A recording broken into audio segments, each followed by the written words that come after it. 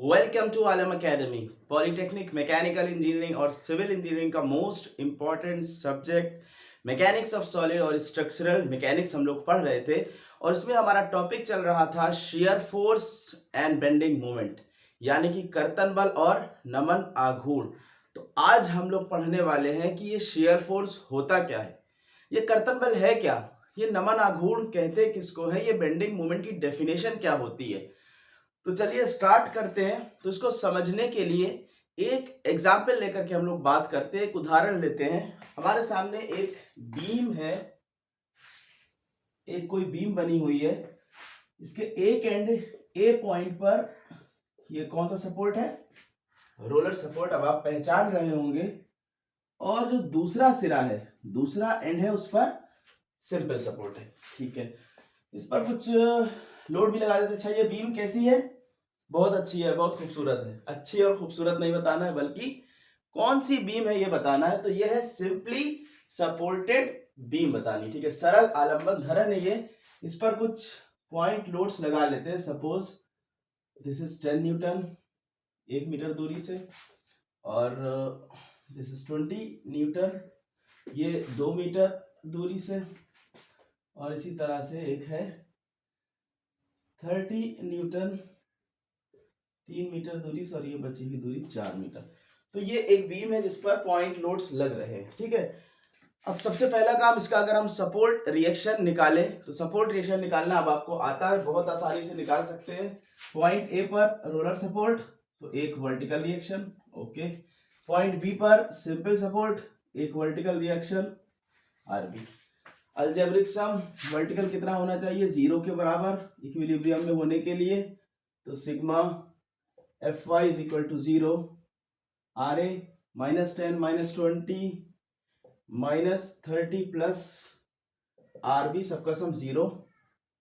तो R A plus R B कितना आ जाएगा? 30 20 50 10 60 60 आ गया। This is equation number 1।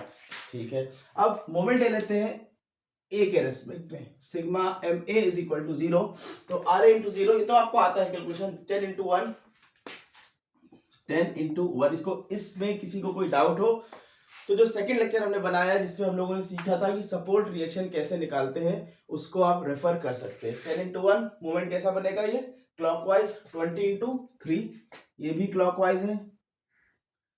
Last force है ये 30 30 3 2 5 1 6 30 इंटू 6 ये भी क्लॉकवाइज। और लास्ट में आर भी सपोर्ट रिएक्शन पर, जो सपोर्ट से हम अगर मोमेंट लेंगे पॉइंट ए से, तो R B into 4 3 7 2 9 1 10 R B into 10। और ये एंटी क्लॉकवाइज है तो माइनस साइन के साथ लिख दिया। इन सब का सम 0 के बराबर हो गया। ये 10 plus 60 plus 180 is equal to 10। R B कितना आया? 60 और 10 70 और 180 कितना बन जाएगा? 180 240 250, ये आ गया 10 R B is equal to 250। Calculation आपको खुद से करनी है, चेक कर लेनी है कैलकुलेशन। तो आर बी कितना आया? 25 न्यूटन। इस आर बी को इक्वेशन नंबर 1 में प्लेस कर दे तो आर ए मिल जाएगा। आर ए आएगा 35 न्यूटन। तो हमारा सपोर्ट रिएक्शन निकल आया आर ए आर बी। ठीक है, अब बहुत ध्यान से सुनिए, बहुत ध्यान से सुनिए। यहां तक तो आपको कैलकुलेशन आती थी। अब हम लोग बात करने वाले हैं शेयर फोर्स होता क्या है। ठीक है ना, तो इसके लिए अब हमारे पास ये जो बीम है 2 3 3 6 4 10 मीटर लंबी एक बीम है। अगर हम आपसे इस पे कहें कि 5 मीटर दूरी पर बीम को हम काट रहे हैं, बाएं हाथ से लेफ्ट एंड की तरफ से, लेफ्ट बाएं सिरे से 5 मीटर दूरी पर बीम का सेक्शन कहां पर होगा? पॉइंट्स के नाम भी रख लेते हैं। Suppose this is C, this is D, this is E, okay. तो 5 मीटर दूरी बाएं सिरे से कहां होगी? 2 1 3 3 3 6 डी सेक्शन में कहीं होगी, इसमें कोई डाउट नहीं। ठीक है ना, 5 मीटर दूरी पर अगर हम बीम को कट कर रहे हैं तो मान लेते हैं बीम यहां कहीं आई। 5 मीटर दूरी हमने लेकर के लेफ्ट हैंड से इसको कट कर दी। अब ये बीम के दो हिस्से हो गए, एक है लेफ्ट हैंड, एक है राइट हैंड। ठीक है ना, दो पार्ट हमारे हो गए, एक ये बाई वाली बीम, एक ये दाई वाली बीम। दोनों को हम अलग अलग एफबीडी बनाते हैं अगर, तो लेफ्ट वाली बीम जो हमें दिख रही है उस पर एक वर्टिकल रिएक्शन होगी आर ए, एक 10 न्यूटन फोर्स है और एक है 20 न्यूटन फोर्स। ये 1 मीटर दूरी, ये 2 मीटर दूरी, ये बची हुई दूरी कितनी हो जाएगी, हमने टोटल 4 माना हुआ है, तो ये 1 मीटर दूरी। ठीक, जो दाएं सिरे पर बीम है उसका भी एफबीडी बनाते हैं। पॉइंट बी पर support reaction RB, point E पर एक वर्टिकल रिएक्शन 30 न्यूटन, ये है 4 मीटर। तो जब इधर थी 5, 2 1 3 1 4, ठीक, 4 मीटर, 1 3, बल्कि हमने 5 मीटर में कट किया था, तो ये 2 मीटर हुआ और ये कितना आएगा, ये 1 मीटर आएगा। क्लियर है ये चीज? ठीक, ये बीम को हमने यहाँ से 5 मीटर दूरी पर कट किया था। ठीक, अब हमारे पास बीम 2 हिस्सों में आ गई है, 2 पार्ट्स में बीम आ चुकी है। अब अगर हम लेफ्ट एंड पर जितने भी वर्टिकल फोर्सेस लग रहे हैं उनको हम कैलकुलेट कर रहे हैं, और उनका नाम दे रहे हैं, वी से वर्टिकल है और नीचे लेफ्ट लिख दे रहे हैं। तो नीचे से ऊपर वाले फोर्स को प्लस कहते हैं, तो ये आर ए हुआ, ऊपर से नीचे माइनस, ये भी माइनस। आर ए की वैल्यू हमारे पास आ चुकी है 35 माइनस 20 माइनस 10 30, ये वैल्यू आई प्लस साइन के साथ 5 न्यूटन। प्लस साइन बता रहा है कि ये फोर्स ऊपर की तरफ लग रहा होगा। अब राइट में जो बीम है उस पर भी निकाल लेते हैं वर्टिकल फोर्सेस का अलजेब्रिक सम। तो वी राइट अगर हम लेंगे तो नीचे वाला फोर्स माइनस 35, ऊपर वाला फोर्स प्लस साइन के साथ, ये वैल्यू माइनस 30, आरबी की वैल्यू कितनी आई है 25, तो ये वैल्यू आ गई माइनस साइन के साथ 5 न्यूटन। और माइनस साइन हमें क्या बता रहा है कि ये जो फोर्स होगा ये नीचे की डायरेक्शन में लगेगा। ठीक है, जहां तक बात समझ में आई, कोई नई चीज नहीं करी है, सिर्फ वर्टिकल फोर्सेस का अलजेब्रिक सम कर दिया, बीजगणितीय जोड़ कर दिया। अब यहां पर हमें क्या दिखाई दे रहा है, 5 न्यूटन का बल ऊपर की तरफ और 5 न्यूटन का बल नीचे की तरफ। तो इसको अगर हम फिगर में दर्शा दें तो ये फोर्स कुछ ऐसे है ऊपर की तरफ, और एक फोर्स नीचे की तरफ आ रहा है जो 5 न्यूटन है। अब बहुत ध्यान से देखिए, जो 5 मीटर दूरी हमने ली है, जो डी सेक्शन पर आ रही है, तो यहां पर हो क्या रहा है, 5 न्यूटन का बल ऊपर की तरफ जा रहा है और उतने ही न्यूटन का बल नीचे की तरफ आ रहा है। तो ये जो फोर्स होगा 5 मीटर दूरी पर इस पॉइंट पर, ये क्या करेगा, बीम को शेयर ऑफ करने की कोशिश करेगा। जैसे इसको समझे, हमारे पास सीजर है, कैंची है, उसमें ऊपर का एक ब्लेड है, एक नीचे का ब्लेड है। दोनों पे जब हम बल लगाते हैं तो एक नीचे की तरफ लग रहा होता है, एक ऊपर की तरफ। तो ये क्या करता है, बीच में आने वाले कागज या कपड़े को ये काट देता है, कुतर देता है, शेयर ऑफ कर देता है। यही काम ये बल भी करेगा।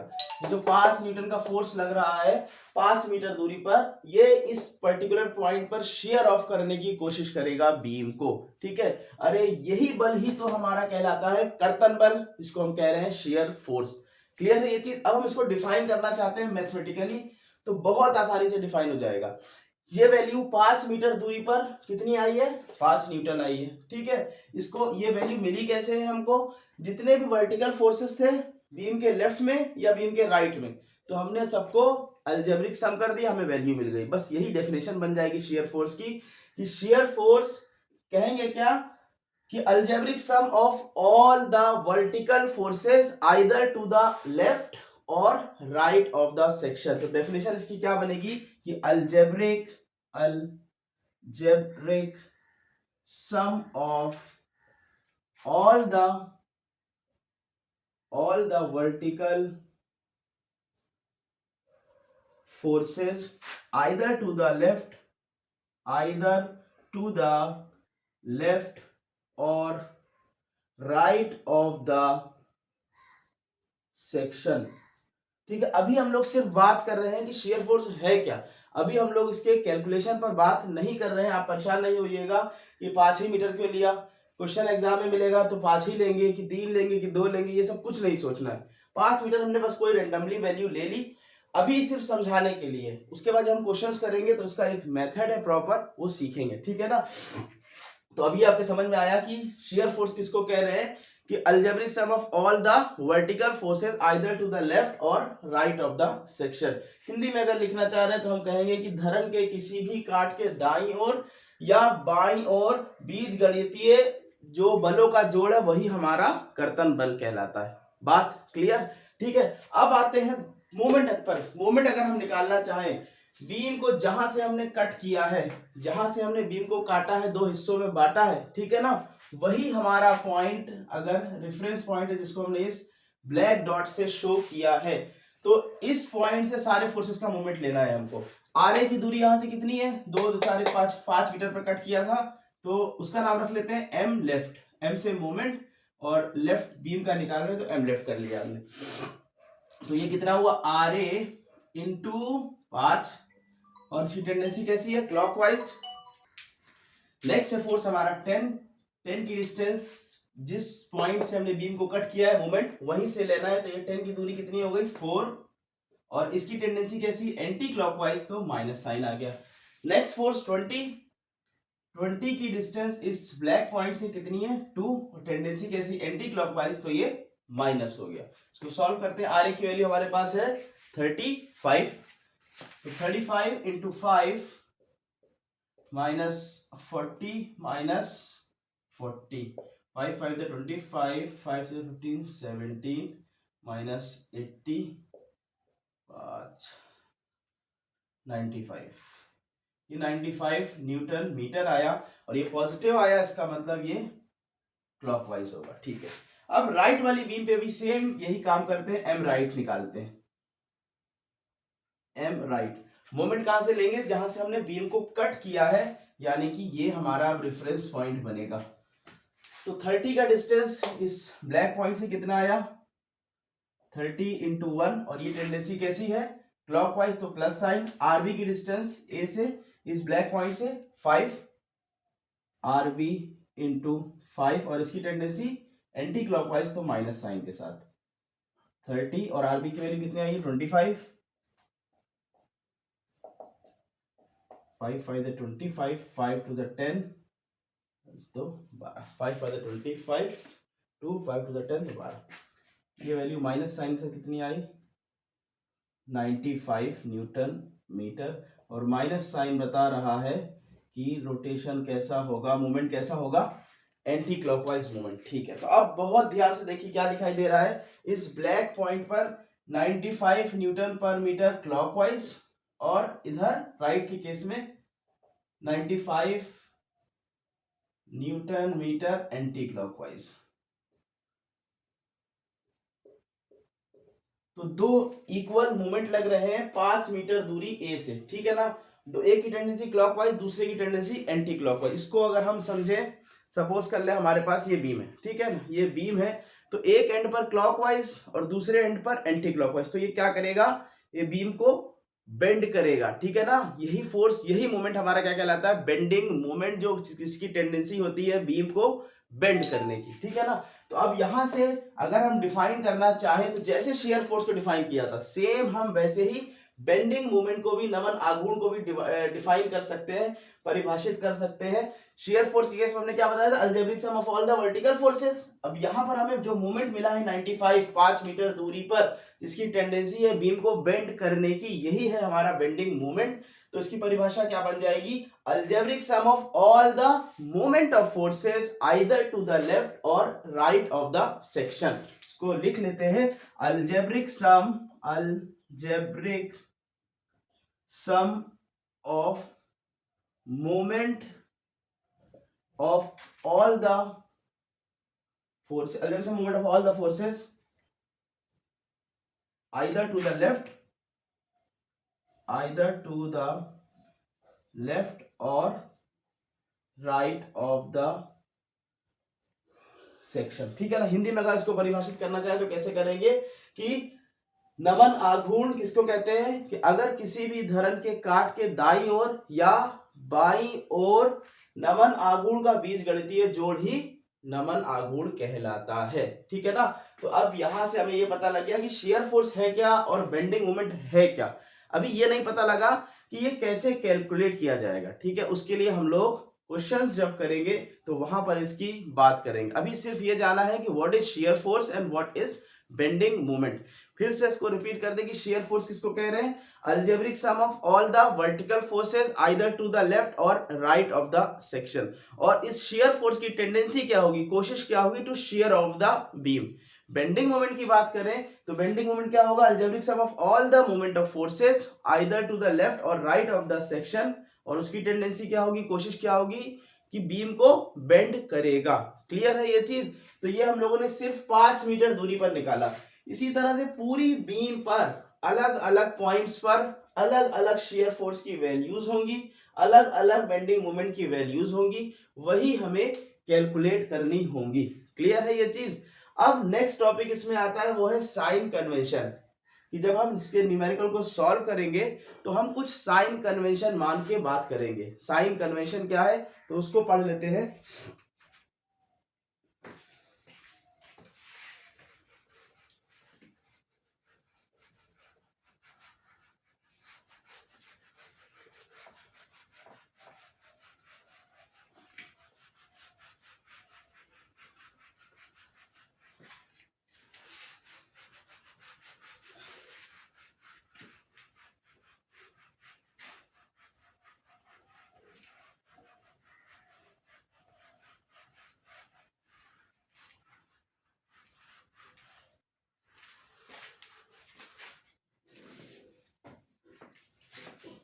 नेक्स्ट है हमारा साइन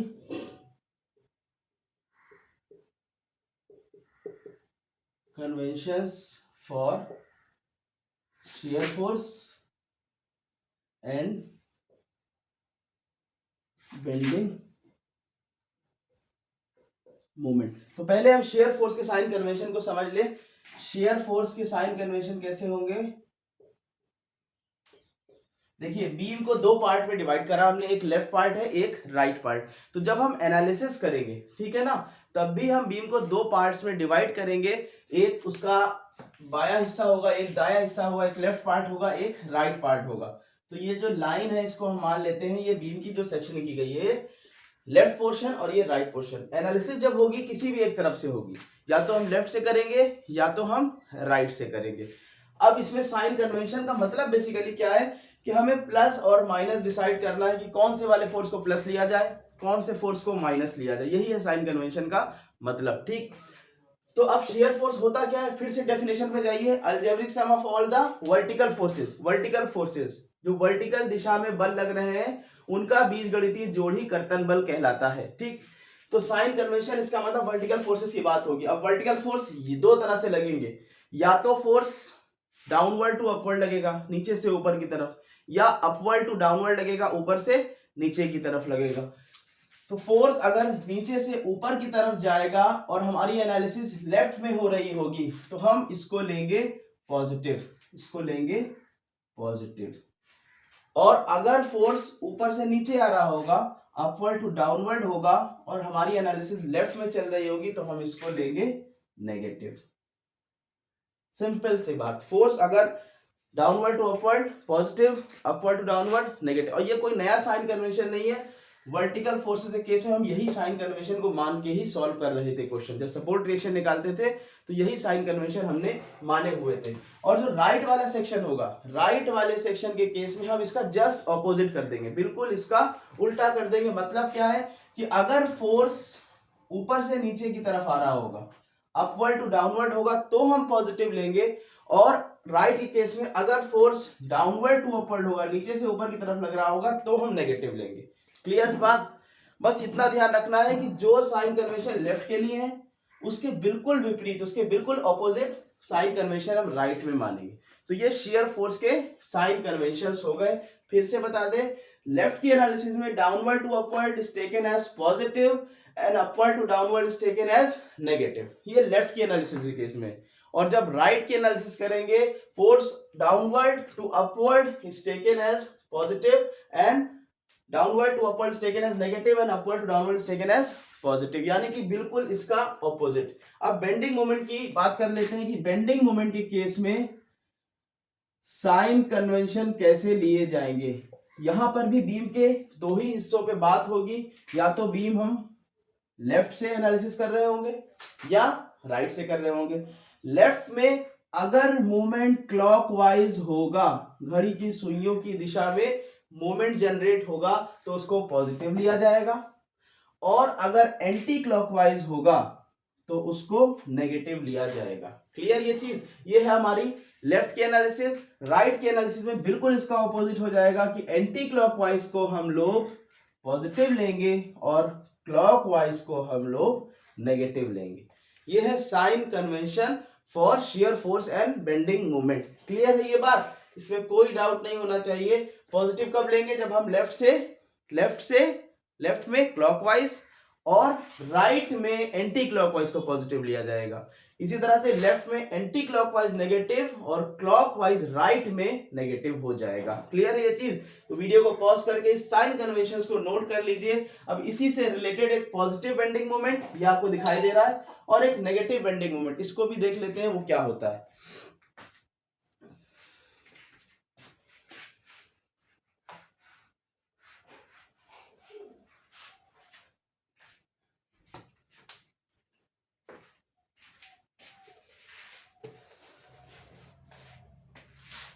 जैसे हमारा है sagging and hugging. Sagging and hugging यानी कि अवतलन और उत्तलन। सैगिंग को हिंदी में कहते हैं अवतलन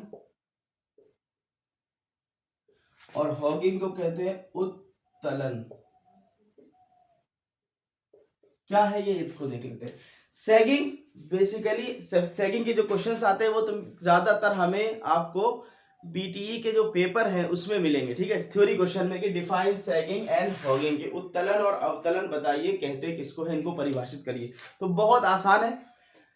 ये बेंडिंग मोमेंट का डायग्राम जो रफ नहीं किया गया वो इसी पर्पज से नहीं किया गया ताकि आपको सैगिंग और हॉगिंग समझ में आए, क्योंकि सैगिंग और हॉगिंग का रिलेशन इसी बेंडिंग मोमेंट से। जो पॉजिटिव बेंडिंग मोमेंट होता है, वो कहलाता है सैगिंग। इसको देखते हैं फिगर से। सपोज करिए हमारे पास एक बीम है, अभी उस पर किसी तरह का कोई बेंडिंग मोमेंट नहीं लग रही है, तो बीम की कंडीशन कुछ ऐसी है, ठीक। अब इस पर फोर्सेस लगे तो उसकी वजह से कुछ ना कुछ बेंडिंग मोमेंट डेवलप हुए। पॉजिटिव बेंडिंग मोमेंट कैसा होगा? लेफ्ट में होगा क्लॉकवाइज और राइट में होगा एंटी क्लॉकवाइज। तो इसकी वजह से बीम में अगर लेफ्ट में क्लॉकवाइज लगाया जाए, राइट में एंटी क्लॉकवाइज लगाया जाए, तो बीम में बेंडिंग जो आएगी वो कुछ इस तरह की आएगी, ठीक। बीम कुछ इस तरह से बेंड होगी ना, ठीक है। तो इसी पॉजिटिव बेंडिंग मोमेंट को हम कहते हैं sagging. Positive bending moment is known as sagging, ठीक है ना। Positive bending moment is known as sagging. Sagging यानी कि अवतलन। क्लियर है ये चीज ना? अब इसमें एक और तरह से इसको डिफाइन कर सकते हैं। एक तो सिंपल सी डेफिनेशन की positive bending moment is known as sagging and negative bending moment is known as hogging. Clear? अब इसको एक और तरह से कैसे डिफाइन कर सकते हैं?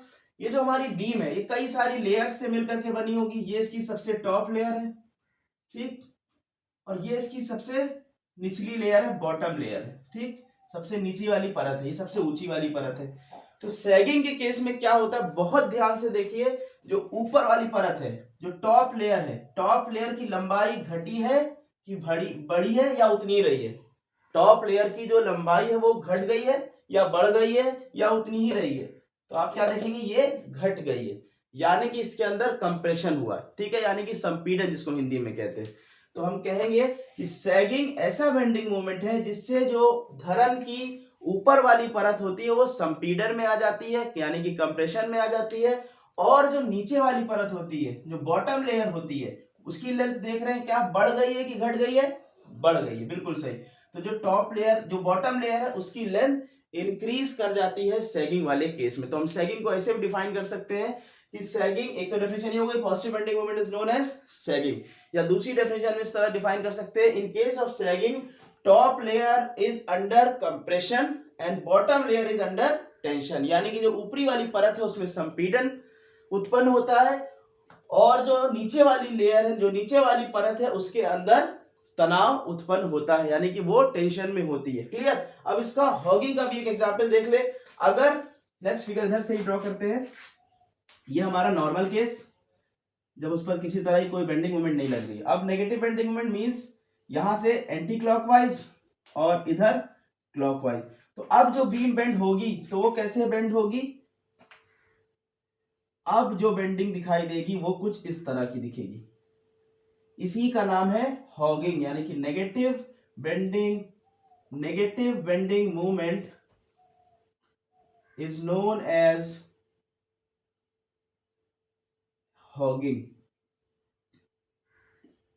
उत्तलन। ठीक है ना। अब इसमें भी थोड़ा सा ध्यान दीजिए, तो जो ऊपर वाली परत है, जो टॉप लेयर है, उसकी लंबाई बढ़ रही है कि घट रही है, बढ़ रही है, यानी कि जो top layer is under tension and the bottom layer is under compression, जो नीचे वाली परत है वो घट रही है, तो उसके अंदर संपीड़न उत्पन्न हो रहा है, और जो टॉप लेयर है, जो ऊपर वाली परत है, उसके अंदर टेंशन उत्पन्न हो रहा है, यानी कि तनाव उत्पन्न हो रहा है। तो ये कह सकते हैं कि टॉप लेयर इज सैगिंग के केस में अंडर कंप्रेशन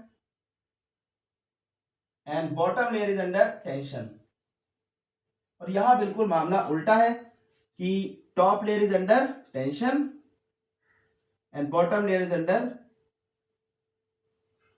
कंप्रेशन। तो ये सैगिंग और हॉगिंग वाला केस है, जो एग्जाम्स में कभी कभी पूछा जाता है। इसकी डेफिनेशन की डिफाइन सैगिंग एंड हॉगिंग। ठीक है, तो ये कुछ चीजें शियर फोर्स और बेंडिंग मोमेंट के बारे में हमने पढ़ी। अब हमारा जो टारगेट है वो है कि हमें शियर फोर्स और बेंडिंग मोमेंट कैसे कैलकुलेट करेंगे। ठीक है ना। उससे पहले हम जान लेते हैं कि एक जो कर्तन बल का आरेख भी बनाया जाता है, यानी कि शियर फोर्स का डायग्राम बनाते हैं और बेंडिंग मोमेंट का डायग्राम बनाते हैं। ये क्या होता है इसको भी जान लें, फिर उसके बाद हम लोग देखेंगे कि हम इसको कैसे कैलकुलेट करेंगे। ठीक है, एग्जाम्पल्स लेकर के, क्वेश्चंस लेकर के इसको सॉल्व करेंगे कि हम इसको कैसे कैलकुलेट करते हैं, उसके बारे में बात करेंगे।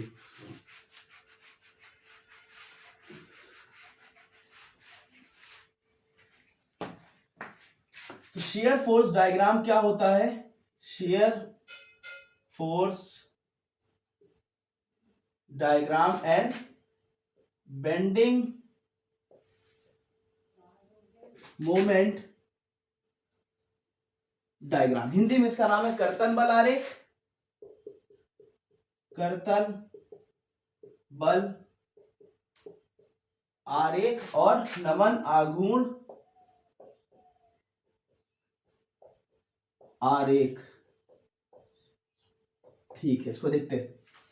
शियर फोर्स डायग्राम बेसिकली होता क्या है कि हम बीम के सारे बिंदु पर, जितनी भी लंबी बीम है, जैसे हमारे एग्जांपल में 10 मीटर जो लंबी बीम थी, तो ए पॉइंट से लेकर के बी पॉइंट पर, हर पॉइंट्स पर शियर फोर्स को जानते हैं कि कितना शियर फोर्स बीम की किस लेंथ पर लग रहा है, और उसको डायग्राम की हेल्प से शो करते हैं, यानी कि ग्राफ पर हम शो करते हैं। तो जो दो हमारी दो एक्सिस है, एक है ऑर्डिनेट एक्सिस यानी कि वाई एक्सिस, एक है एब्सिसा यानी कि एक्स एक्सिस। तो अगर हम कोई फिगर ड्रॉ करें जिस पर हम ऑर्डिनेट पर शियर फोर्स को रिप्रेजेंट करें, ऑर्डिनेट एक्सिस पर हम कर्तन बल को दर्शाएं, और एब्सिसा पर, एक्स एक्सिस पर बीम की लेंथ को, लेंथ ऑफ बीम। तो जो हमारे सामने फिगर तैयार होगा कि बीम की किस लंबाई पर कितना कर्तन बल कार्यरत है, कि बीम की किस पर्टिकुलर पॉइंट पर कितना शियर फोर्स डेवलप हो रहा है, ये हम फिगर से देखते के साथ ही पहचान जाएंगे। तो ये जो फिगर बन के आएगा ये कहलाएगा शियर फोर्स डायग्राम, और इसका शॉर्ट फॉर्म भी होता है SFD, शियर फोर्स डायग्राम। ठीक है, बेंडिंग मोमेंट डायग्राम किसको बोलेंगे, अगर हम ऑर्डिनेट एक्सिस पर, अगर हम ऑर्डिनेट पर बेंडिंग मोमेंट और एब्सिसा पर लेंथ ऑफ बीम को रिप्रेजेंट करें, लेंथ ऑफ बीम, तो जो डायग्राम हमारा बनेगा वो कहलाएगा बेंडिंग मोमेंट डायग्राम, या उसका शॉर्ट फॉर्म है BMD। तो यही है SFD और BMD। इसका क्वेश्चन मैक्सिमम टाइम पूछा जाता है कि ड्रॉ, बीम दे दी जाएगी कि draw SFD and BMD of a given beam. तो बस आपको करना क्या है कि बीम की पूरी लेंथ पर आपको शियर फोर्स पता होना चाहिए कि किस पॉइंट पर कितना शियर फोर्स लग रहा है, उसका आप आरेख बना देंगे, उसका आप डायग्राम बना देंगे ग्राफ पेपर पर। कैसे, वर्टिकल एक्सिस को पर कर्तन बल की वैल्यू रखेंगे और हॉरिजॉन्टल एक्सिस पर बीम की लेंथ की वैल्यू रखेंगे। इसी तरह से वर्टिकल एक्सिस पर बेंडिंग मोमेंट केस में बेंडिंग मोमेंट की वैल्यू डालेंगे, और हॉरिजॉन्टल एक्सिस केस में बीम की लंबाई को दर्शाएंगे। तो जो फिगर आपका तैयार होगा वो फिगर हमारा कहलाएगा SFD, शियर फोर्स डायग्राम, और ये BMD। इस चैप्टर में जो मोस्ट इंपॉर्टेंट पार्ट है वो यही है कि हमें शेयर फोर्स डायग्राम को प्लॉट करना होगा और बेंडिंग मोमेंट डायग्राम को प्लॉट करना होगा। ठीक, तो अब हम लोग नेक्स्ट लेक्चर में एग्जांपल्स लेकर के इसी की प्लॉटिंग करेंगे, इसी को ही प्लॉट करेंगे, कोई डायग्राम हम ड्रॉ करेंगे एग्जांपल्स के साथ में। तो वीडियो को पॉज करके इसको नोट कर लें और जितना भी आज पढ़ा उसका प्रॉपर नोट्स बनाते चले, उसका रिवीजन कर ले, सो दैट जब हम नेक्स्ट लेक्चर में मिले जहां पर हम एग्जांपल्स करेंगे, जो भी इसमें थ्योरेटिकल बातें हुई हैं उसको हम इंप्लीमेंट करने वाले हैं उसमें, तो वहां पर हमें किसी तरह की कोई प्रॉब्लम ना फेस करनी पड़े। Thank you students.